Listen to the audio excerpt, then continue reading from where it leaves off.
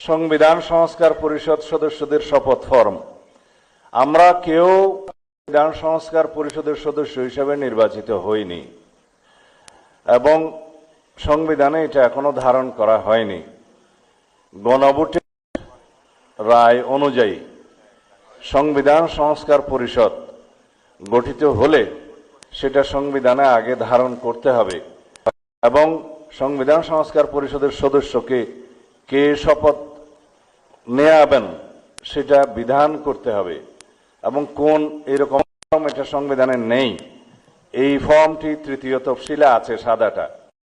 এইরকম তখন একটা ফর্ম সংবিধানের তৃতীয় তফসিলে আসবে, সেগুলো সাংবিধানিকভাবে জাতীয় সংসদে গৃহীত হওয়ার পরে তখন জাতীয় সংবিধান সংস্কার পরিষদের সদস্যদের শপথ নেয়ার বিধান করা যাবে।